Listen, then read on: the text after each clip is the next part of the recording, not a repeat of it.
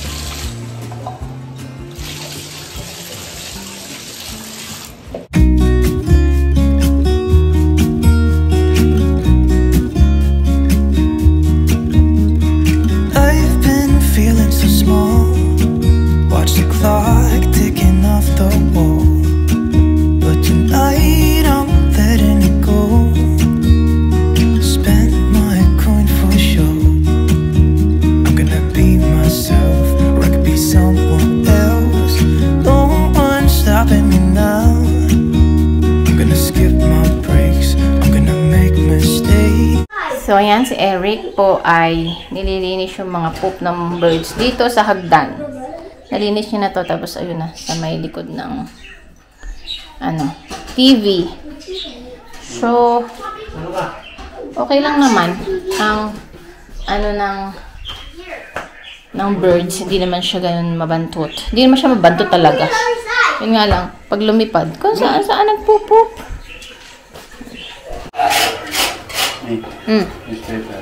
Newspaper. Saan? Dun sa may upuan? Yeah. Cleaning the bird cage with i-change yung newspaper kasi puro na siya poopy. What's your not doing? It just come off. When did it come off though? It'll come off. Look.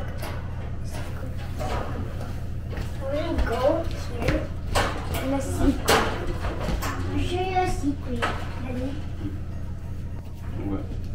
Yeah, move. Ay. You doing? Well, you open it and then hindi mo man maibabalik. Viking colors.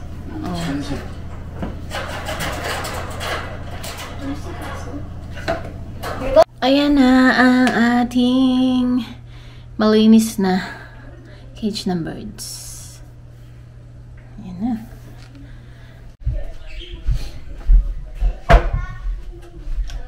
So, hello guys. Hapon na 5:18 in the afternoon. So, punta tayo sa pinsan ni Eric. May dinner tayo doon. And nagluto ng spaghetti sauce. Kasi wala silang spaghetti sauce. Tinatamad silang lumabas. Sabi ko meron ako dito.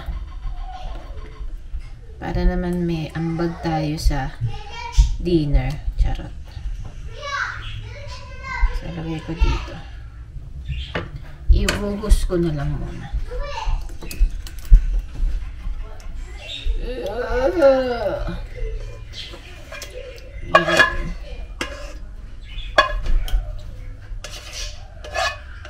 This town, look at this beautiful lost your car, nothing could break me, no, nothing can. Good morning, guys. Naihatid ko na yung mga bata sa school. Today is Monday. Happy Monday sa inyong lahat. Hi. Yeah, and nalabas lang tayo sa backyard kasi titingnan ko yung ginawa ni Eric na another bed plant. So, actually nakataob pala siya. Ayan, medyo malamig. Ayan, kasi actually nagpapagawa talaga ako sa kanya ng ganito. Nakataob lang, nakaano lang siya tagilid. And akala ko hindi siya gagawa. Tapos nakita ko yun, sabi niya, biling ko na daw. So I thought, yun lang yung amin lalagyan ng plants. Tapos, ayan, gumawa pala siya, gagawa pala siya nito. Ay, nako, ang laki-laki. Oh my God. So, ginawa niya nung isang araw, wala ito. So, malaki yung space, yung butas dito, tsaka dito. Sabi ko, hindi pwede kasi baka malaglag yung mga soil pag nilagyan natin. Though, lalagyan din naman natin ng sapin, tsaka ng box. Pero sabi ko, lagyan pa niya ulit nito. So, ayan. Mamaya, baka bumili kami ng lupa. So, ang aming pagkakaabalahan at magta-try tayo na magtanim ngayong summer. Medyo malamig. Noong isang araw 22, tapos ngayon malamig siya. But sana later mawala ang lamig. Ito, parang may tao dito sa labas. Pero poste lang pala. Poste. Poste. Medyo chilly. Chilly. Medyo chilly. Ano ba tong camera ko? And then, yung aking pinakahihintay na matagal na is yung ating Rotelo ionizer. Diba dati may nag-demo dito sa amin na ionizer na parang vacuum. Hindi niya ako nabigyan ng free kasi wala daw stock. So ngayon dumating na siya. Ayan, dinala nung weekend ito. Ayan, sorry. Ayan, Rotelo with ionizer. Bibili pa ako ng ng scent dito na pwedeng ilagay lalo na pag nagluluto. So yun, pakaso bakit parang ang hina niyang yung hangin. Parang wala siyang hangin. So, yun lang. Tatanong ko muna kay ate bakit ganon. Hindi ko alam kung may hangin na lumalabas dito sa mga butas na to. Parang gusto ko ng sinangag fried rice. So, mag-fried rice ako. Yun ang aking kakainin today. Siguro mag-fried rice muna ako bago ako maglimpya-limpya. And ito pala, dahil magpa-plant nga kami, tinatabi ko yung mga balat ng mga fruits, mga gulay, ganun. So, para maging, siya, fertilizer. Nakikita ko kasi sa TikTok. DIY something. Tsaka, binigyan ako ng buto ng alukbati ba to? Basta yun. Kagabi sa tita ni Eric. So, tatanim din natin yan. And, siya ng kamote. Ito. Yan, kamote, dalawa siya. Yung nagpapaugat. So, sa store naman, may nabibili ng mga, potato. Ganon, yung mga potato na maliliit, na malalaki. Kaya lang, yung kamote, wala kaming makita. So, nagpapatubo siya ng kamote. So, guys, nandito kami sa Shell Place, sa Maka Island Park. Kasi, boboto si Daddy, si Eric. Botohan ngayon. Liberal or conservative. Yan. So, 3:38 na ng hapon. Hindi na tayo nakapag-vlog kanina. Sinundo ko si Dion. Nagpunta kami ng Walmart. Right, Dion? We went to Walmart. Ayan. Naantok nga ito. Dito natulog eh. Sleepyhead na siya. Ayan. Nandito tayo. Tapos, naghiga-higa. Ang sakit nung ko, yung ganito.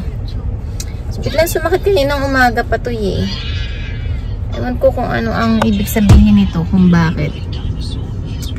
sakit. Pero hindi na ganun masakit. Pero, ayan, parang nanganay siya na something. Kaya hindi ako nakapag-vlog na higa-higa ako. Hindi naman nawala. Tapos, try ko kayang inuman ng pain reliever. Tapos, nagtupi ako ng damit nila Liam at saka ni Dio. So, yun. Ay, nako. Then, bibili kami ng soil para dun sa ating bed plant bed. So, yun. That's sa Mac Island. And then, dito sila boboto dito sa building na to. Last day of, botohan. And last day yata ngayon, parang isang ngayong araw lang hanggang 7:30 ng gabi. And merong mga online na nung nakaraang April, parang 4 days yun kung hindi ka nakaboto doon ngayon. Si Eric na walang kaalam-alam na parang hindi niya alam na botohan ngayon. So kumuha ako ng mail para makuha niya yung papel na dadalhin niya. Kaya sinabi ko lang na bumoto ka. Gamitin mo ang pagiging Canadian citizen mo. Diba? Ay, Dionville. Medyo, ngayon, mainit na mahangin. Kaya tayo nakasuot ng ganito. Ay, ba't siya problem ba? I only work at the Canadian Tire, but I'm not a Canadian citizen. Is Daddy? Daddy, you and Kuya. But me, no. I'm not. You work? What? You work there? I only work at Canadian Tire. I'm not a Canadian person. Me too. No, I'm a Canadian. You are a Canadian citizen because you are born here in Canada. That's why you are Canadian. I want to come with Daddy. Oh, Daddy will be quick. Quick on Daddy. Yan. Itong green nala. Ano ba yung green na to?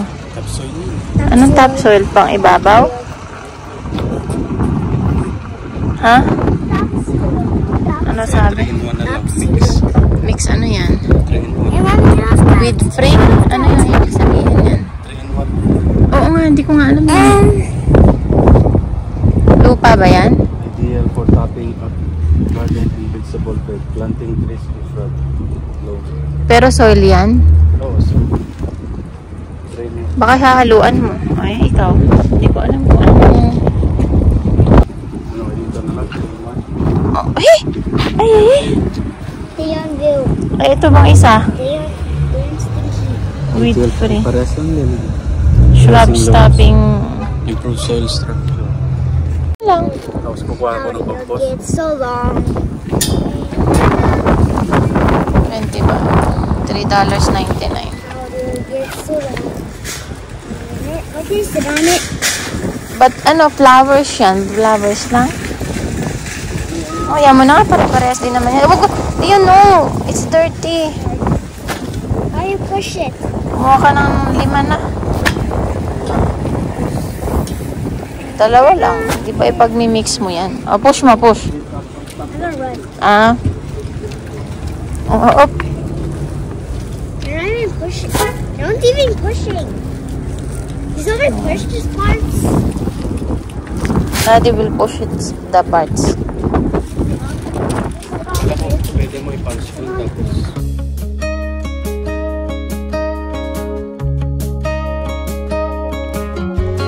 Hey, do you remember 20-something years ago? Those cold nights in December. Bahay na kami, guys. Ayan. Ay. Hindi ko pa na yung aming nilaban. May merienda muna kami. 5 o'clock na pero merienda pa rin. Diyan. Bili lang ako ng Cropek palutong. 2. Wala yung scent ng Retailo ko. Aceton. Wala. Out of stock. Tsaka pala yung kopya. Nag-order ako sa tita ko kasi pambaon din ito. Masarap siyang pambaon. Hindi ko pala nailabas yung baunan ni Dion. Naubos niya kaya ang aking... Oo, hindi naubos yung Hindi naubos yung grapes. Wala. Nagpabili din ako ng avocado oil sa kapatid ni Eric. Sa Costco. Maganda daw kasi itong avocado oil.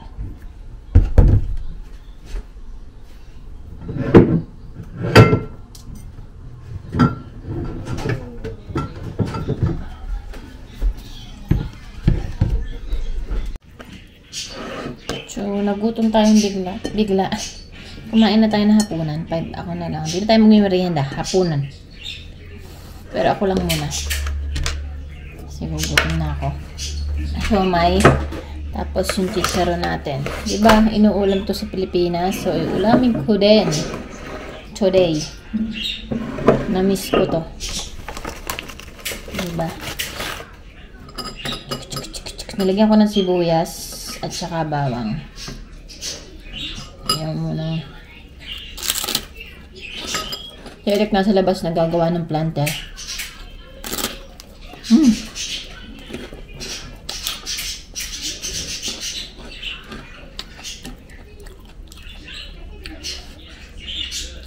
Up.